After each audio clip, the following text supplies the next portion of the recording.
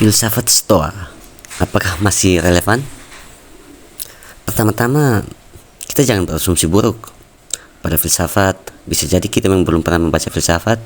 Bisa jadi kita salah belajar filsafat atau salah mendapatkan guru filsafat, sehingga kita bukannya senang pada filsafat, malah kita jadi membenci atau alergi pada filsafat. Namun kali ini filsafat Stoa itu agak sedikit berbeda. Ia adalah sebuah way of life, jalan hidup. Bukankah kita sudah punya agama? Lah, apa salahnya beragama sambil mempelajari filsafat supaya agama kita makin mantap? Bagi para ahli filsafat Yunani, ajaran Platonisme, Aristotelisme, Sinisme, Epikurisme, dan filsafat Stoa sering disebut sebagai aliran yang mengajarkan jalan hidup. Mereka memang aliran filsafat, tapi bukan dalam arti cara berpikir ruwet dan menjelimet serta tidak relevan dengan hidup kita sehari-hari. Way of life ini yang membantu Kaisar Marcus Aurelius menjalankan tugas-tugasnya sebagai penguasa dengan baik. Dia dikenang sebagai kaisar baik. Terakhir di Imperium Romawi, ia sangat memperhatikan warganya, hidupnya jauh dari hedonisme, dan dikenal sebagai penguasa yang adil dan penuh belas kasihan. Karena jalan hidup, maka orang dari zaman kapanpun bisa membaca untuk berkaca dan siapa tahu terinspirasi darinya. Ada kisah menarik tentang James Stockdale, pilot pesawat tempur Angkatan Laut Amerika Serikat. Sebelum Perang Vietnam, ia masuk ke kampus lagi di sebuah kampus namanya Stanford University untuk belajar. Dosen filsafatnya menganjurkan agar ia mempelajari Epictetus, salah satu filsuf Stoa yang suka menggambarkan filsuf mirip seorang tentara. James sangat terkesan dengan pemikiran Epictetus. Hal-hal pokok yang ia ingat terus dari filsafat Stoa adalah pembedaan antara yang up to us atau tergantung pada kita dan not up to us, tidak tergantung pada kita. Soal baik atau buruk itu tergantung dari cara jiwa kita menafsirkannya. Segala situasi hidup yang menimpa kita bersifat netral saja. Saat Perang Vietnam pecah pada saat itu, ia ditugaskan bertempur di sana. Pesawatnya tertembak jatuh dan ia menjadi tahanan di Hanoi, Vietnam selama 7 tahun. Ia sering ditaruh di sel bawah tanah, disiksa, dipukul. Setiap hari dia mengalami penistaan lahir dan batin. James mengatakan bahwa berkat Epictetus ia mampu bertahan waras meski mengalami tekanan psikologis dan siksaan fisik selama 7 tahun. Kisah POW atau Prisoner of War, James menginspirasi orang lain. Seorang pengusaha besar yang kehilangan kesehatan, kekayaan, dan istrinya akhirnya menemukan hipnya kembali berkat filsafat Stoa. Lalu di tahun 1990-an, di Amerika Serikat berkembang sebuah metode psikologi yang populer bernama terapi kognitif. Katanya ajaran ini mendapatkan inspirasi dari Buddha dan Epictetus. Inti terapi kognitif menyatakan bahwa segala emosi yang mengganggu kita sebenarnya berasal dari cara penilaian yang salah. Cara berpikir tertentu menjadi penyebab munculnya simptom yang mengganggu. Cara pandang kita yang keliru atas kejadian dalam hidup menyebabkan kita stres, gelisah, depresi, atau marah-marah tanpa alasan yang jelas. Namun, yang paling indah dari itu adalah Marcus Aurelius. Mengapa membicarakan Marcus Aurelius yang berperang, atau James Stockdale yang menjadi tawanan perang, atau pula gunanya membicarakan soal stres dan depresi dalam terapi kognitif? Loh, justru karena hidup kita ini setiap hari perang. Kita keluar rumah jam 5 sudah harus berperang menghadapi macet di jalanan, atau masalah pribadi, masalah apapun itu. Kita harus cepat-cepat ke tempat pekerjaan, berebut jalan dan kendaraan lain. Misalnya kalau dalam kemacetan, kadang emosi menjadi tinggi setelah 2 jam menembus kemacetan.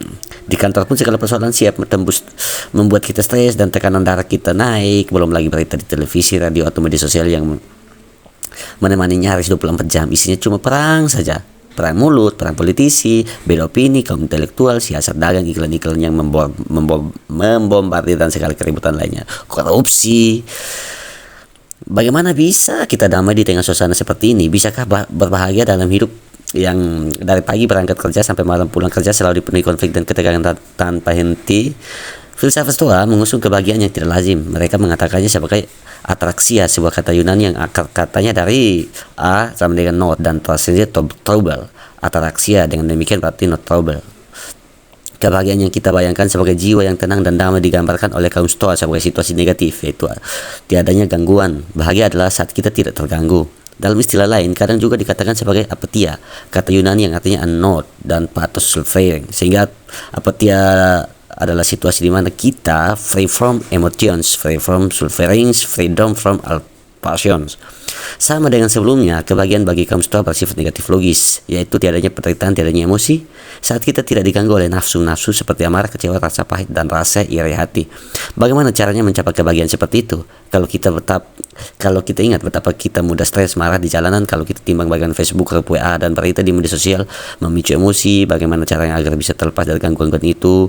Bagaimana cara kita bersikap untuk tidak terlalu menanggapi gosip-gosip murahan? Mengapa itu semua disebut gangguan? Kalau kita banyak marah-marah dan gampang emosi, bukan hanya di tetangga dan orang serumah yang terganggu, kesan kita pun lama-lama bermasalah loh. Makanya saya pernah membaca salah satu buku yang namanya Filosofi Teras, karya Henry Menampiring, hadir untuk memberikan kepada kita jalan menuju ketenangan jiwa. Setiap manusia mencari kebahagiaan. Dalam buku itu dikatakan hidup yang tenang. Setiap manusia mencari kebahagiaan, hidup yang tenang. Filsafat bagi kaum Stoa bukanlah untuk sekadar mengisi waktu atau menumpuk ide untuk bergaya di depan kaum awam. Filsafat adalah praktik dan latihan, sebuah seni hidup. Epictetus dalam Enchiridion mengingatkan, never call yourself a philosopher nor talk a great deal among the unlearned about terms but conformably to them. Jangan suka menyebut diri Anda sendiri sebagai filsuf. Jangan banyak berbicara di depan orang awam tentang teori-teori filsafat. Tidak penting itu semua, karena yang pokok adalah bagaimana Anda hidup sesuai apa yang Anda pelajari. Di mata Stoa, bahagia itu sederhananya adalah manakala kita terbebaskan dari emosi atau segala rasa perasaan yang mengganggu. Orang Yunani menyebutnya pathos, dari kata kerja paskein, artinya mengenai atau menderita sesuatu. Dalam pemikiran Stoa, pathos atau passion, terjemahan mudahnya adalah emosi negatif, emosi yang buruk tentunya. Apa yang disebut emosi negatif berbeda dengan hasrat, yang oleh kaum Stoa dianggap sebagai alamiah dan netral belaka. Hasrat adalah impuls, dorongan meraih tertentu sesuatu. Hasrat selalu mengandungi di dalamnya aktivitas representasi terhadap objek yang dihasrati, di mana representasi tersebut mau tak mau sudah membuat persetujuan rasio terhadap nilai dalam representasi itu sendiri. Bila hasrat akan sesuatu tidak terpenuhi, misalnya hasrat akan gawe terhambat, atau bila kita menghasrati sesuatu yang tidak masuk akal, misalnya berhasrat tidak mati, maka kita jatuh dalam emosi negatif. Bagi kaum Stoa, emosi negatif didefinisikan sebagai hasrat yang eksesif, misalnya saat menghendaki sesuatu yang jelas-jelas tidak masuk akal, menghasrati supaya tidak tua misalnya.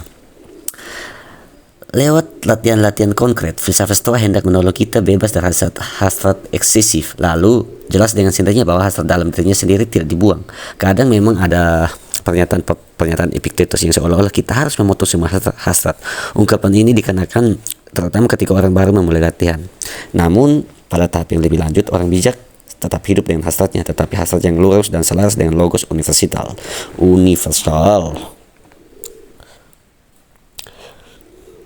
Dalam pergaulan sehari-hari, kita tentu memiliki pengalaman yang tidak enak manakala hidup diisi oleh rasa marah, selalu empati sama orang tertentu, sehingga mendengar namanya saja kita sudah misuh-misuh, kehilangan kendali diri.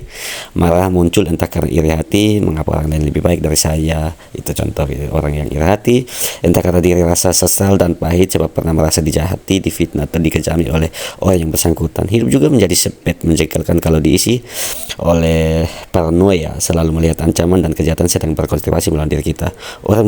Orang yang menjadi paranoid karena dihantui oleh ketakutan di masa depan, oleh bayangan-bayangan fantasinya sendiri bahwa orang-orang dan takdir sedang berusaha menjatuhkannya. Sebaliknya, jangan dikira bahwa kelekatan pada kesenangan serba nikmat membawa bahagia. Tidak. Orang yang selalu mencari senang-senang dalam hidupnya adalah orang yang merana manakala terlalu banyak waktu luang. Kapan bisa happy-happy lagi? Kapan makan enak lagi? Kapan jalan-jalan lagi? Yes! Bagaimana caranya supaya bisa bahagia, terhindar dari rasa campur aduk yang memporak-porandakan batin? Bagaimana bisa tenang, terbebaskan dari rasa perasaan negatif? Filsafat Stoa mengajarkan untuk mencermati empat jenis emosi negatif yang menjauhkan kita dari kebahagiaan, ketenangan batin, yaitu iri hati, takut, rasa sesal atau pahit, dan kesenangan atau kenikmatan. Insight tajam kaum Stoa memberitahu kita bahwa emosi negatif bukanlah perasaan liar, bukan pula hal irasional yang tak bisa dijelaskan asal-usulnya. Emosi adalah bagian dari rasio. Emosi negatif adalah opini yang mengatakan bahwa sesuatu itu buruk sehingga muncul rasa sesal dan rasa takut, atau opini yang mengatakan bahwa sesuatu itu baik sehingga ada rasa senang dan rasa mengingininya. Bila opini yang diperkenalkan dengan masa kini yang muncul adalah rasa senang dan rasa sesal, sedangkan Bila berkaitan dengan masa depan, yang keluar adalah rasa iri dan takut. Berbagai jenis rasa merasa yang meruyak dalam hati kita seperti rasa marah. Sepet paranoid adalah jenis-jenis emosi yang bisa dengan mudah dimasukkan ke dalam salah satu jenis emosi negatif tadi. Dengan mendefinisikan emosi negatif sebagai ini sebagai aktivitas rasio, maka kaum Stoa memberi kita kunci untuk mengandalkan emosi negatif. Bagi Stoa, di dalam rasio kita ditemukan yang namanya hasrat, kehendak, keinginan, nafsu, segala cara berpikir. Dengan menyatakan bahwa semuanya ada dalam rasio yang sama, maka emosi-emosi negatif bukanlah sesuatu yang irasional. Sejak emosi muncul dari rasio, maka emosi adalah sebuah rasionalitas juga. Tetapi rasionalitas yang melenceng, emosi negatif bagi kaum Stoa adalah hasil rasa yang salah, menilai yang keliru. Dengan mendefinisikan emosi negatif sebagai sesuatu yang juga rasional, apa yang biasa disebut perasaan liar bisa dipahami dan dipilah untuk akhirnya dilatih supaya menjadi emosi yang baik. Kunci kebahagiaan bagi Stoa adalah manakala kita terhindarkan dari nafsu-nafsu nggak jelas, kecanduan atau addicted pada sesuatu, angkar murka, kehilangan kendali, dan masuk ke sumat, kecemasan yang obsesif, rasa kesal berlebihan yang bisa terangkum dalam 4 jenis emosi negatif: iri, takut, rasa sesal atau pahit, dan rasa senang atau nikmat. Jangan pernah berusaha untuk merubah pola pikir seseorang atau pandangan buruk tentang diri kita. Itu sia-sia belaka. Berjalanlah sesuai apa yang menurut Anda baik. Selagi Anda tidak merugikan orang lain, berjalanlah terus. Jangan pedulikan apa yang dikatakan orang, dan jangan pernah berusaha untuk mengubah sesuatu yang tidak bisa Anda ubah. Anda tidak akan bisa mengubah sesuatu kejadian yang sudah terjadi. Anda hanya bisa mensyukurinya. Kenapa seorang manusia yang tadi setelah kita dibahas tadi, istrinya meninggal, anak-anaknya meninggal, tetapi dia tetap bangkit dan tetap hidup seperti biasa. Kenapa? Bahwa segala sesuatu yang terjadi itulah yang harus terjadi. Kita tidak bisa mengubah takdir. Itulah kejadian. Kita harus menerimanya dengan rasa syukur, rasa ikhlas, dan tetap tenang menghadapi situasi apapun yang terjadi. Ya, itulah yang harus terjadi. Jangan memikirkan sesuatu yang tidak bisa Anda ubah. Apalagi mulut-mulut orang munafik atau tukang gosip murahan itu tidak penting bagimu. Ya, Anda harus menjaga mental Anda. Bergaul dengan siapa Anda bergaul itu perlu hati-hati, karena lingkungan sangat-sangat akan merubah pola pikir kita terhadap sesuatu. Sampai di sini akan kita lanjutkan ke part yang berikutnya. Mohon bantuannya like, komen, dan share sebanyak-banyaknya.